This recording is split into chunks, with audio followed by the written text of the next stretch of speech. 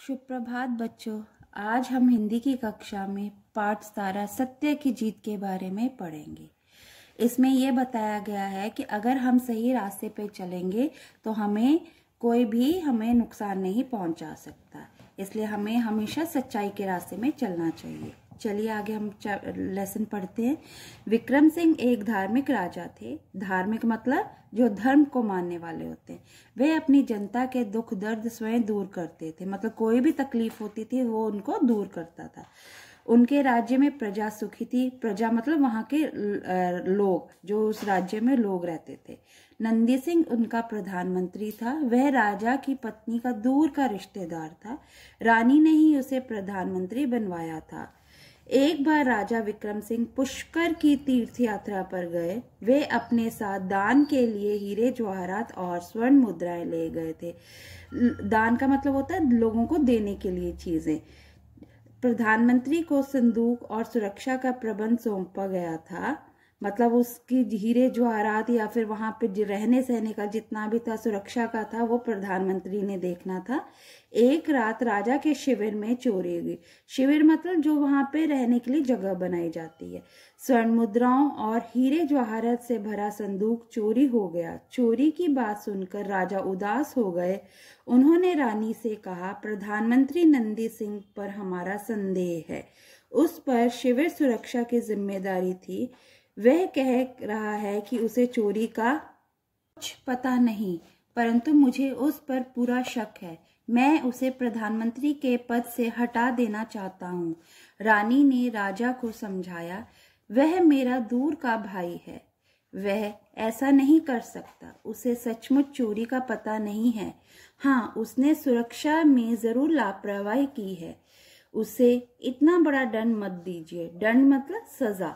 मैं उसे डांट डपट कर समझा दूंगी। राजा ने रानी की बात मान ली और प्रधानमंत्री को महल से और धन लेने के लिए भेज दिया। अब इसमें बताया गया है कि राजा को, विक्रम सिंह राजा को अपने प्रधानमंत्री पे शक था कि उसी ने वो चोरी की है, पर रानी कहती है कि उसने ये चोरी नहीं करी है, मैं उसे समझा दूंगी। अगले दिन सुबह राज सिंह नाम का एक व्यक्ति राजा विक्रम सिंह के शिविर में आया। पहरेदार उसे राजा के सम्मुख ले गए। सम्मुख का मतलब होता है सामने। व्यक्ति ने चोरी हुआ संदूक राजा को दे दिया। राजा के आदेश पर पहरेदार ने संदूक खोला। पहरेदार का मतलब होता है जो वहां पे पहरा दे रहा होता है।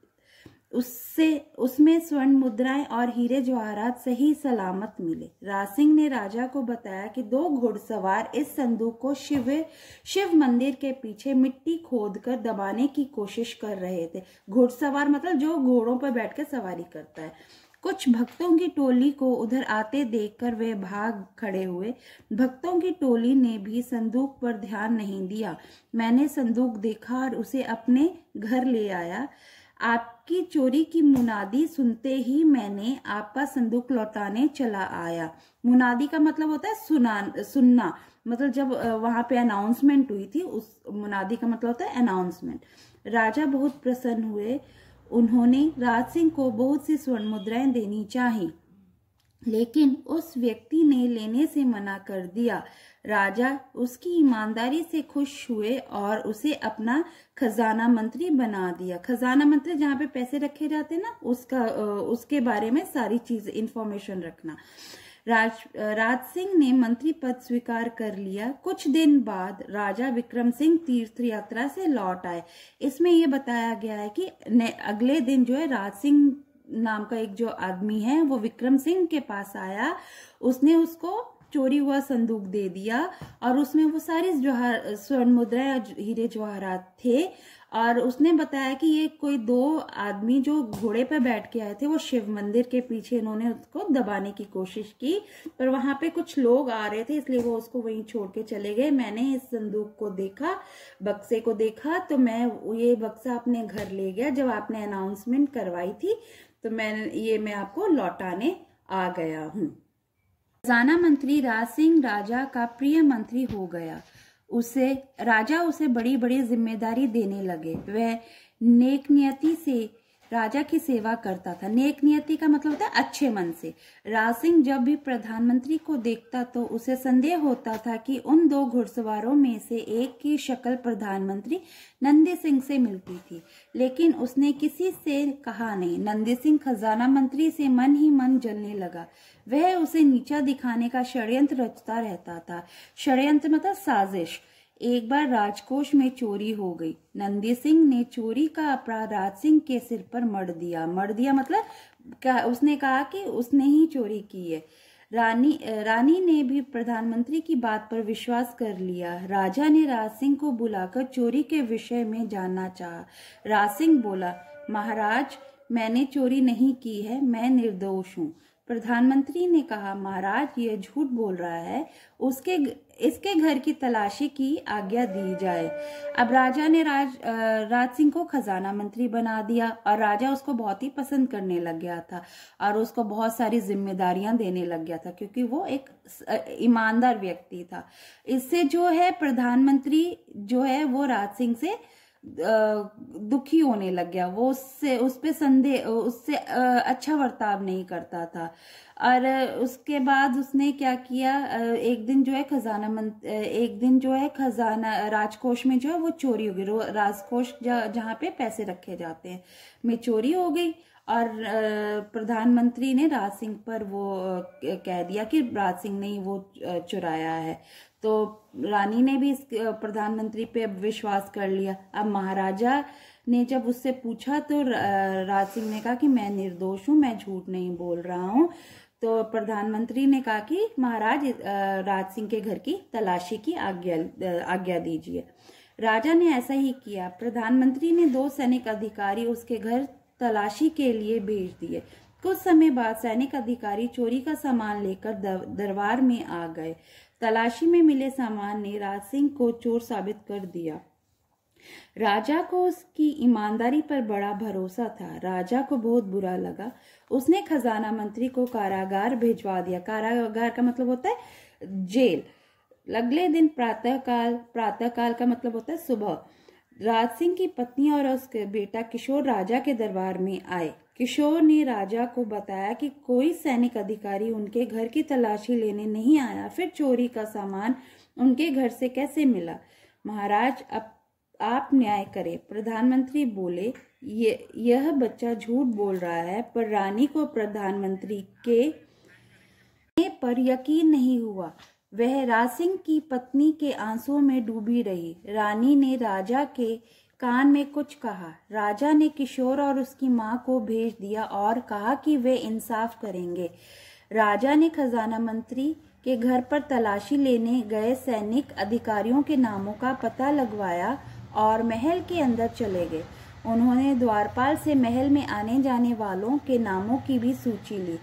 जांच करने पर पता चला कि खजाना मंत्री के घर तलाशी लेने गए सैनिक अधिकारी महल से बाहर निकले ही नहीं है। अब इसमें बताया गया है कि राजा ने उसको जेल दे दिया था राज सिंह को। उसके बाद उसकी पत्नी और उसका बेटा है जिसने ये कहा कि उनके घर तो कोई तलाशी लेने के लिए आया ही नहीं, फिर चोरी का इल्जाम कैसे लगाया गया। तो राजा ने विश्वास दिलवाया कि हम इसका पता लगवाएंगे। फिर राजा ने क्या किया, अब जो आदमी जो गए थे उनकी तलाशी लेने के लिए उनके नाम निकलवाए, पर वो तो राजमहल से बाहर निकले ही नहीं थे। उस रात राजा और सेनापति वेश बदलकर महल के बाहर नगर में निकले। घूमते घूमते उन्होंने एक मकान से गाने बजाने की आवाज सुनी। आधी रात को वहां शोर सुनकर वे रुक गए और उन्होंने पास जाकर देखा कि प्रधानमंत्री और दोनों सैनिक अधिकारी नशे में थे। प्रधानमंत्री कह रहा था, राज सिंह की सच्चाई को झूठ बना ही दिया, बड़ा सच्चा बनता था, मुझे खजाने से कुछ भी नहीं निकालने देता था, अब हम मनमानी करेंगे। अब उस दिन रात को ही सेनापति और राजा जो है वेश बदलकर अपना रूप बदलकर अपने नगर में निकले और उन्होंने घूमते घूमते देखा कि एक घर से गाने और बजाने की आवाजें आ रही थी। वहां जाके देखा तो वहां पे प्रधानमंत्री अपने सैनिक अधिकारियों के साथ कह रहा था कि मैंने राज सिंह को झूठा ही फंसवा दिया है। अब देखते हैं कि वो बाहर कैसे निकलता है। राजा और सेनापति दोनों लौट आए। अगले दिन दरबार लगा। दरबार में प्रधानमंत्री और सैनिक अधिकारी मौजूद थे। राज सिंह, उसकी पत्नी और किशोर भी उपस्थित थे। उपस्थित मतलब आए वहां पर। राजा ने चोरी की घटना का खुलासा किया। तीनों अपराधियों को आजीवन कारावास की सजा सुनाई। आजीवन कारावास का मतलब होता है पूरे जिंदगी जेल में रहना। राज सिंह को न्याय मिला। किशोर ने राजा की जय बोली और उनके चरण छू लिए। अब वो देख के राजा और सेनापति अपने महल दोबारा आ गए। अगले दिन जो है प्रधानमंत्री और उसके सैनिकों को बुलाया गया और वहां पे राज सिंह की पत्नी और उसका बेटा किशोर भी थे। राजा ने सारी घटना जो रात को उसने सुनी थी वो बता दी और जो अपराधी थे, जो प्रधानमंत्री और उनके जो सैनिक अपराधी थे, उनको पूरा जीवन जो है कारावास जेल की सजा सुनाई गई और राज सिंह को न्याय दे दिया गया। किशोर ने राजा को जय जय बोली और उसके चरण छू के, उसके पैर छू के वहां से वह चले गए।